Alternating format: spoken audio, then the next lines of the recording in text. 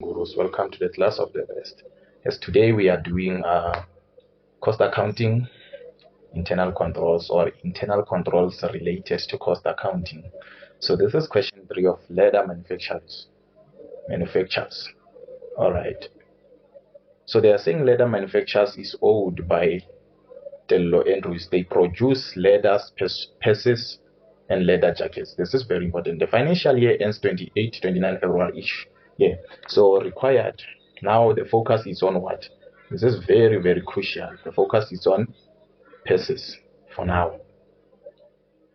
So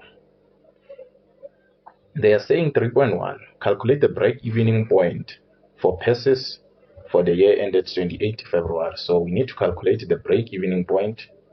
All right. Interesting. So the formula for break-even point, we know that it is total fixed cost.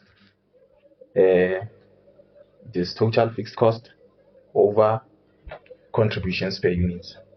So if the formula is total fixed cost, it's like this: total fixed cost over selling price per unit minus variable cost per unit. So this gives us what you call contributions per unit.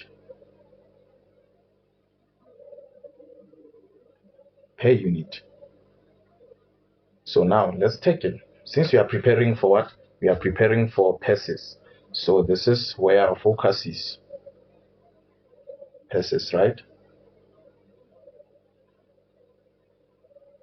So we focus on 2021.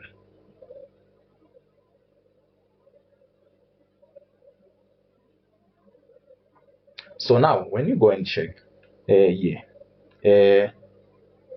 when you go and check, the total fixed cost is this one. As I said, we focus on 2021, meaning that we are going to take this amount here, which is 936,000.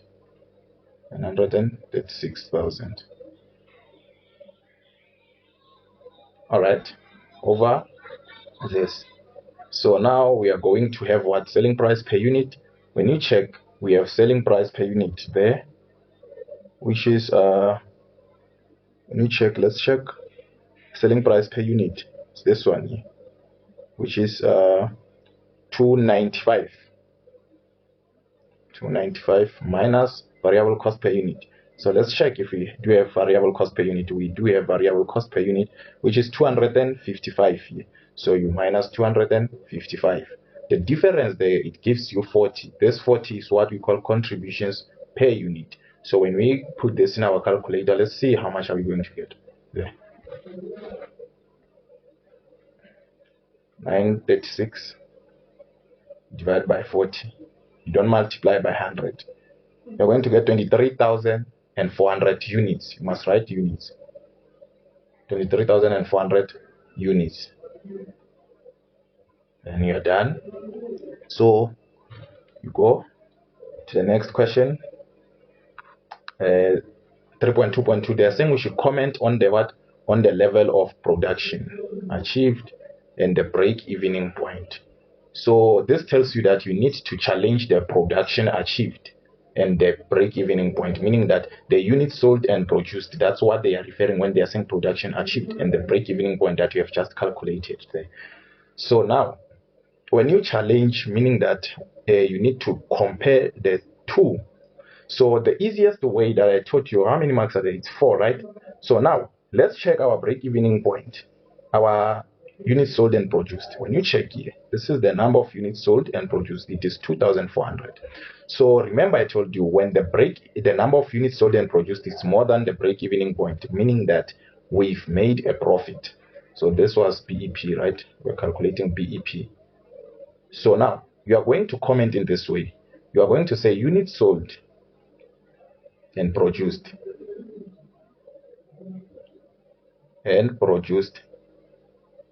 is, when you check here, it's 24,000. I'm going to say it's 24,000. Then you say above, because when you compare the two, it's above the break-even point. You say above BEP of 23,400 by You check the difference. Minus 24,000. It's 600 by 600 units. After this, you need to conclude by saying whether the business made a loss or a profit. So if the the unit sold and produced is above break-evening point, meaning that the business, we're going to say the business or the company, the business made a profit.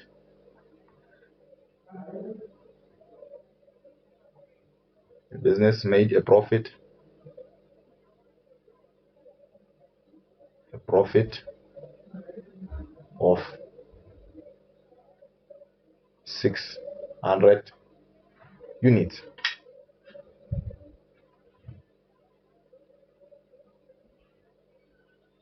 Then you are going to get 3 marks here, 1 mark here. That's how I advise you to interpret, to comment on the BEP and production achieved. So now we are going to the next one, which is 3.2.3. 3.2.3. So they are saying that apart from inflation and wages increased, apart from these two, give 2 other possible reasons for increase in direct labor. So this is something that cost the business. This is not good for a business. It's a problem. Remember, I always say an increase in direct labor, it's not healthy for the business. So now they want you to provide other reasons except these two, apart from these two. So what might be the reasons there? It is overtime. It is also, you can say, low productivity. So now, since they want 2 possible reasons, right? Number 1, you're going to say overtime. So when workers work overtime, this increases what? Direct labor. You must know that, because you need to compensate them, to pay them for the overtime. So now you can say another one, you can say lack of supervision, number 2. So lack of supervision.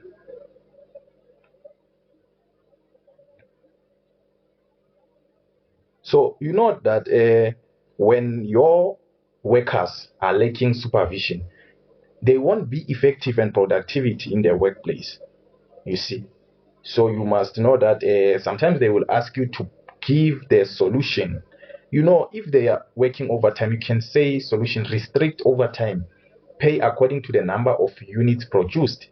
About lack of supervision, train workers regularly, supervise them.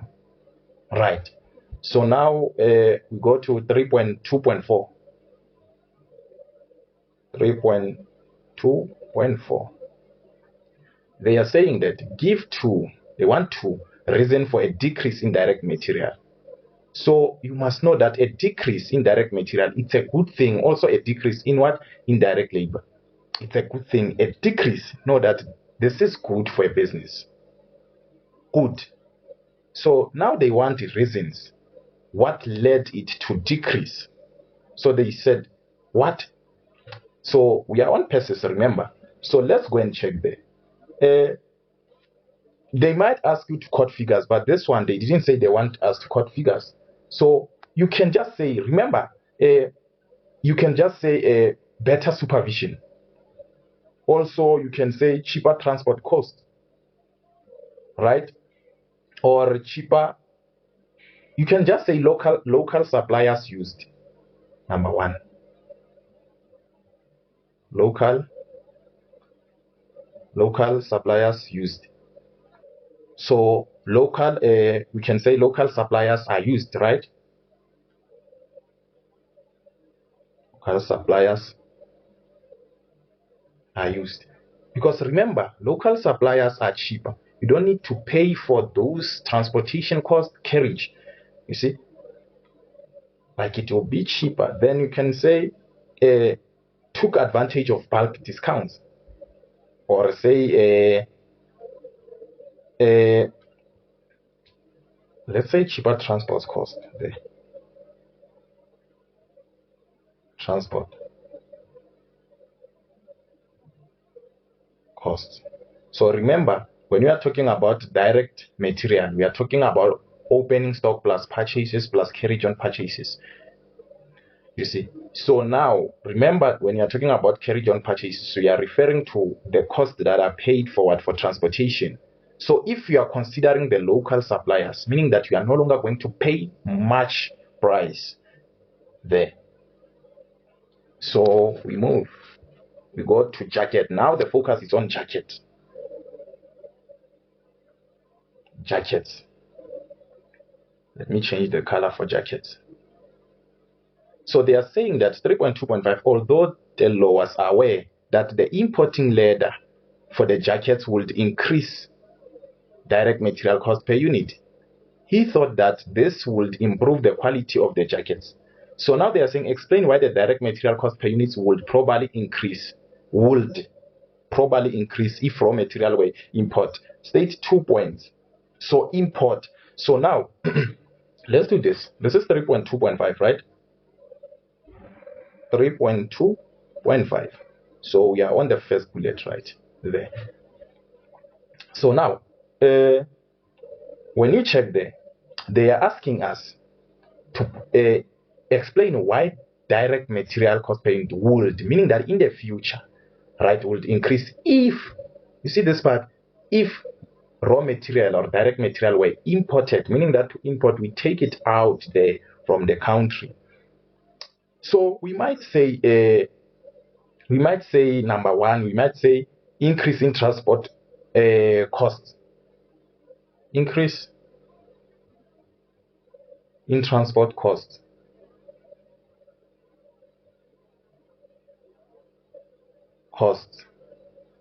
So such as shipping and freight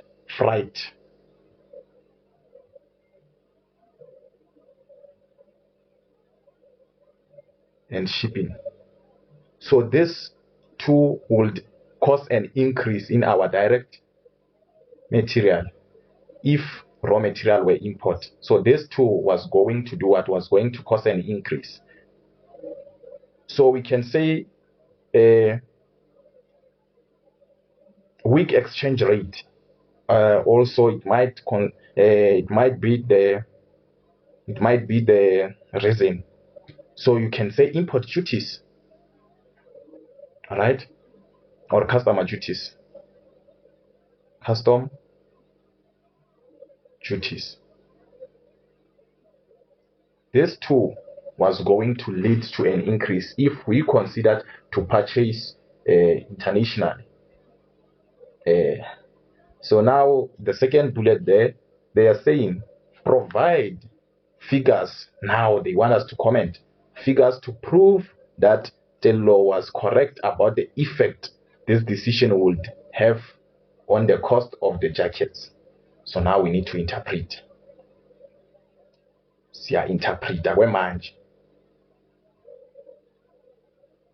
So when it comes to this topic, you need to be critical thinker.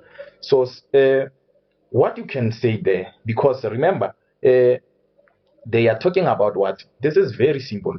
They are talking about they are talking about direct material.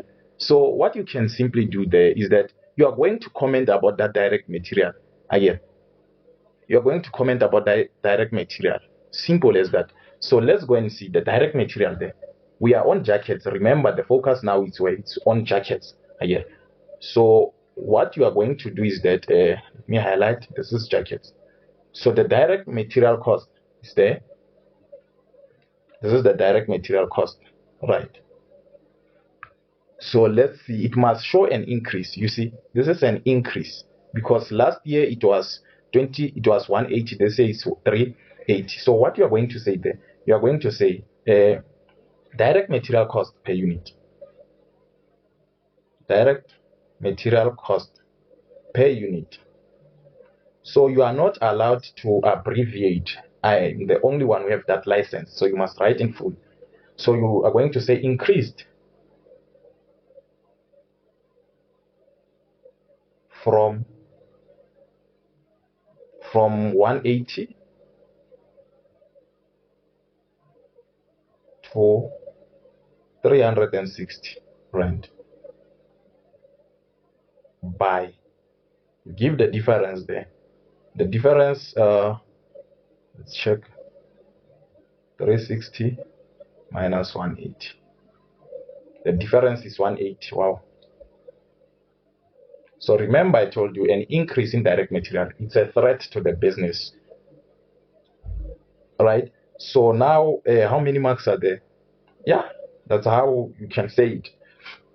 We are done. We go to 3.2.6. 3.2.6.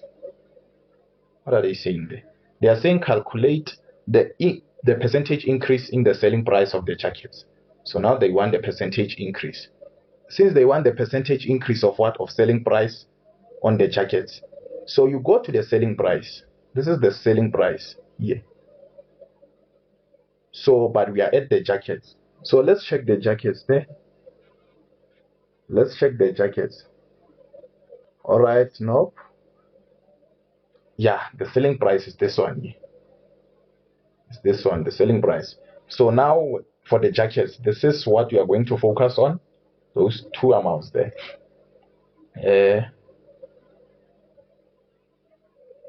So we are going to focus on these two amounts here. So what you do, this is the formula. You must always know that you are going to say, you are going to take what? You are going to take your current year. When you are calculating percentage increase, you take current year minus previous year. Divide by your previous year. Multiply by 100. Always. So now you know that your current year is 1,170. We're going to say 1,170 minus previous year of what? 780. You would divide by the previous year of 780. Multiply by what? By 100. Let's see how much are we going to get there. So the difference of these two gives us 390. Yes, 390, somewhere there. 390, the difference of these two. So now you need to say 390 divided by 780 multiply by 100. You are going to get 50%. So 50% is the increase. That's how it is. That is how it is.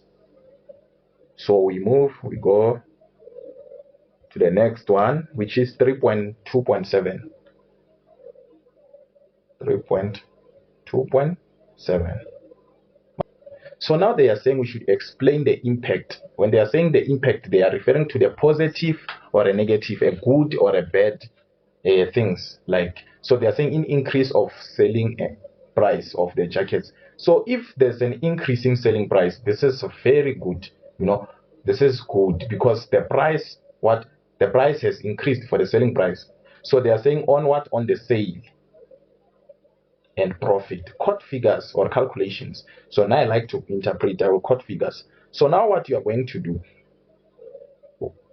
so as this statement says, explain the impact of the increase in the selling price of jacket. So as I was saying, the impact, they are referring to good or bad, negative, positive. So we don't know now like what is the impact, but we should check our data there from the information and analyze what is really going on there. So this is very simple. What you are going to do is that let's go and check. So when they are talking about sales and profit, because they said on sales and profit, so we need to go on the jackets part and check the what we are going to check the units sold and produced. The units sold and produced. Do we have any? Yes, number of units sold and produced. This one here. We are going to check it. Also, we can check the break-even point. All right. We can also check what we can also, yeah. So now let's check the units sold and produced, because if you see the units sold and produced has decreased. So if the units sold and produced, this tells us the impact they are referring to. It's a bad thing, because yes, we increase the price, but and end up not getting what the customers. because you can increase the price and people buy and chase the customers also. So now this shows that this was not successfully for the business. So we are going to say units sold and produced. Units sold and produced, right? Units sold and produced.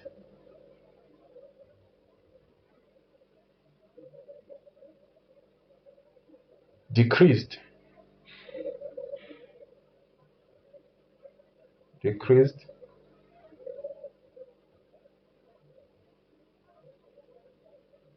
from what? From 6,350, from 6,350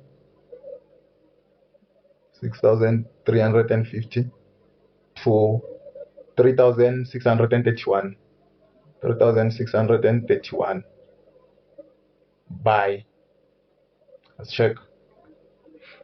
So 6,350 minus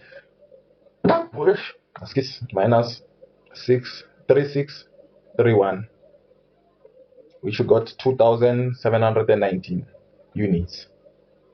2,719 units. And then you leave it here, you go to the next one. Since they want 2 points, right? They said 2. How many they want? Yeah, it's 4 marks. Okay, on the sale and profit.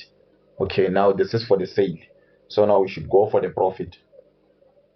The profit meaning that they are referring the sale. It's units sold and produced. The profit, they are referring to the BEP. So now let's talk about the BEP there. What about the BEP? If you check, the BEP decreased. Wait. Number of units sold. Yes, the BEP also decreased from 5,000 to 3,750 by, check the difference, 5,000 minus 3,750, we are going to get 1,250 units.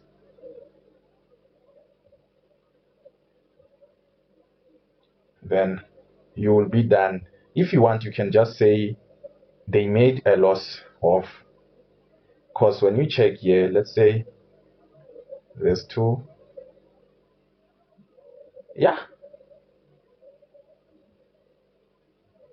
Yeah, we are done with that part. So we are moving to 3.2.8.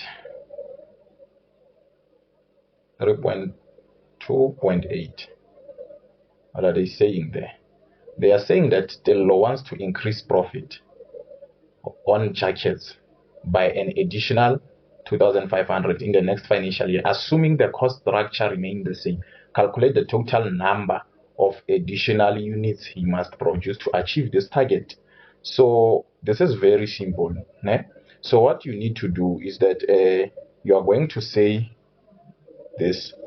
So this is the formula that you are going to use, as they are saying, Uzenenye want to increase profit. So when I'm talking about contributions per unit, I'm referring to the selling price per unit minus variable cost price per unit.